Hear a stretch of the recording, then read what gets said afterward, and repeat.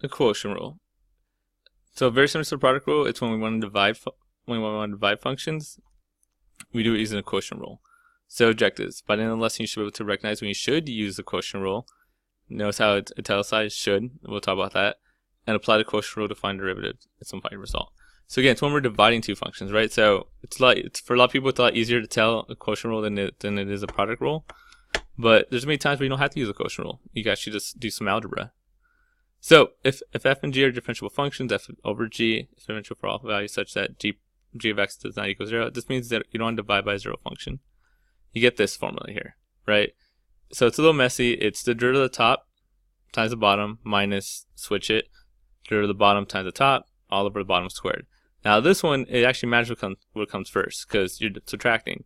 So you can't just go, oh, like it doesn't matter which one. You have to make sure you know which one's which. Luckily in IB we have the formula. So they give the formula right here. Again, don't get freaked out by the du dx thing, right? So if you have u over v, it's v times du dx, or derivative of u, minus u times derivative of v. I always remember, how do I remember this formula? Because it's very similar to a product rule, except for the fact that it's a minus and you're dividing by it. I always remember it's the derivative of the top first. So in my head I go, it's the derivative of the top. Derivative of the top, and then I know it gets multiplied by the bottom, and then minus, you just switch it.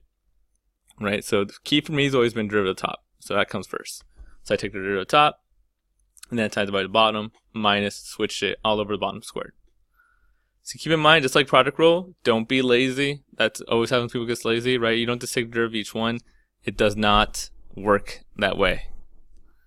It doesn't work that way, right? So if you're taking, if it's a product quotient rule, to use this whole formula. So let's just get into it. If necessary, find derivative of each of the following using the quotient rule. So if you look at this first one here, right, like, okay, if I was doing the formula, which is, I'll write it right here if we could use u over v, in our formula sheet, that would basically just be the derivative of the top, u prime, v minus, switch it, v times u times v prime, all over the bottom squared. Right? So if I was using this would be my u, this would be my v. It's a v. V. U is 1, u prime would be 0, v is x squared, v prime would be 2x. Bring it down, subtract 1 off. Right, so plugging into the formula, u prime, so 0, times v, which is x squared, minus u, which is 1, times v prime 2x, all over v squared. So x squared, squared. Well, look what happens. This goes away. 0 times anything is 0. This becomes negative 2x. Remember, you multiply powers here. X to the 4th. I could reduce that a little bit. Negative 2 over x cubed.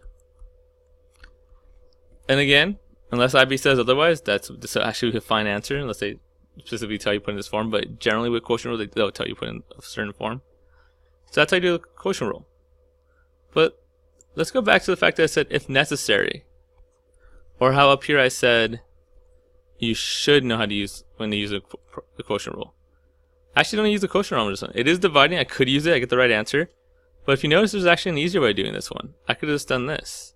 These are our algebra skills. Flip it up. Now it's just a basic product rule. Power rule, sorry. Right? Bring the power down, subtract 1 off. I get negative 2x to the negative 3. Also known as x cubed. Right? So again, you want to make sure you know when to use I mean, you could always use a quotient rule when you're dividing, but sometimes it takes longer. If there's a shortcut, like, oh, I can just use some algebra, you probably want to do it that way. Now there's going to be some where you can't. You have to use a quotient rule, like the next couple, actually the next one. Right, look at this. I can't break it up, I can't do anything. This is just a quotient rule. So again, we can use the formula. Derivative of the top times the bottom minus, switch it, derivative of the bottom times the top, all over the bottom squared. That is in your formula sheet. So you can figure out what u and v is if you want to do it that way. That's totally fine. U would be x minus 1. U prime would just be 1 because that's 1. That goes away. V would be 2x plus 3. V prime would be 2. Then you can just plug it in. Right, but eventually you just get so used to it. You're just like, okay, u prime, so that's 1 times v, 2x plus 3, minus, flip it, derivative of the bottom is just 2, times the top, x minus 1, all over the bottom squared. So you get that. So again, if they don't specify, you could stop there. You are done. I will say, however, though, again, quotient rule, they generally want you to simplify. Now, they don't want you to simplify this. They'll generally have, like, your answer will look, they'll say, show me that it looks in this form or something. IB will say something to this effect. They'll probably use the C and the D there. But, like, something to that effect. You're like, oh, I gotta make it kind of like that. So that means we have to simplify. Right, so the 1 doesn't do anything. Distribute the -2 to both of them. Remember, it's a -2, so that matters. So 2x plus 3 minus 2x minus 2.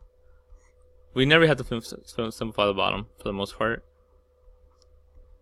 It's like that. Here you can have like terms. Ooh, these canceled out. 3 minus 2 is 1. What? Math and joy, but don't look at me like that. There you go.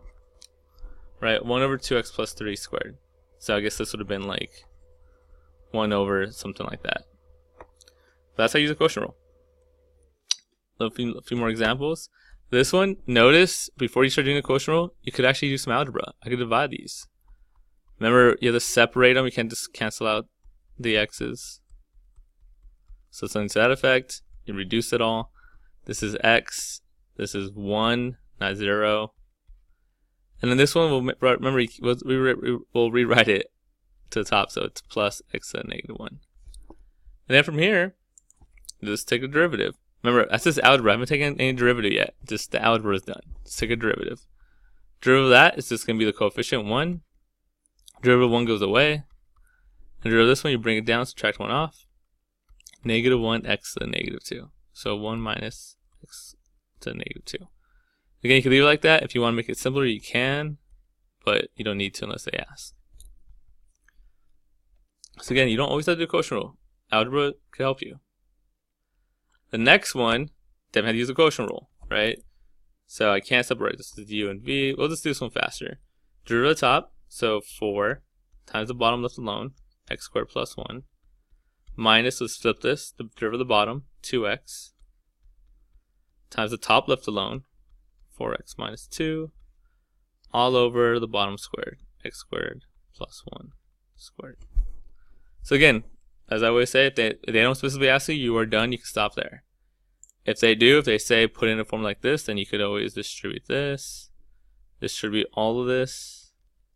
So you get 4x squared plus 4 minus 8x squared plus 4x all over the bottom. Then I could add up, if you could read through my mess, you could add up like terms like these two. Negative 4x squared and then plus 4x. Plus 4 all over x squared plus 1 squared. Right, so that's the idea. Again, if they don't specifically tell you, you can leave it like this. A few more, and then we'll be done with this. So this top one here, right? Again, notice, can't do anything. So it's a quotient rule. Now this one, for our sake, I'm actually going to separate it. I'll do it the IB way since I give you the former sheet. So, right, it's the derivative of the top times the bottom minus the bottom times the top. You just flip it all over the bottom squared. All right, the derivative top goes first. So let's separate it because there's something I want to show you here. So that's u is x minus 1. U prime equals 1. V is x e to the x. And then v prime, look at that. It's a product rule, right? It's x times e to the x. You're going to multiply these two. So don't just give me 1 e to the x. Product rule doesn't work away, right? If you're multiplying two functions, product rule. Product rule is the right derivative of the first times the second plus derivative of the second times the first. Right? It's the same thing at the top. It doesn't matter which comes first because it's the plus. But it's the derivative of the first, 1 times the second plus derivative of the second. Derivative of e to the x is easy. It's e to the x times the first. So that's what v prime is. Right, now that we have everything we need, we can put in the formula.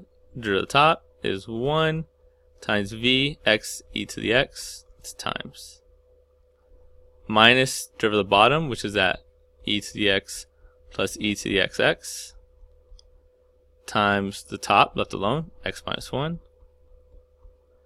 All over the bottom squared. X e to the x squared. And we'll just leave it like that. As a little review though, let me simplify the bottom to show you in case you're wondering. Right, that goes to both of them. If you simplify the bottom, you would get x squared e to the 2x. That's the way we write that. Right, ex squared is 2x. Okay, so again, let's do a few more. Look at this one here, right? Classic quotient rule. Right, we're gonna give you fx on the bottom to mess with you, but I think that actually makes it easier. Right, so let's do this a basic way. Take the root of the top, 3x squared, times the bottom left alone, so that's just f of x, minus derivative of the bottom, so you f prime of x, times the top left alone, all over the bottom squared. Done, right? So they try to give you that to mess with you. I think this makes it easier. So okay, derivative of f is just, you don't think about it, it's just f prime of x. Okay, last one along the same lines. Find the derivative of f over g, that's f divided by g there, at x equals 4, and notice how they give you this box.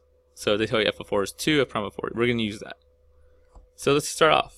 So we know what the quotient rule is, right? Derivative of the top times the bottom minus derivative of the bottom times the top, all over the bottom squared.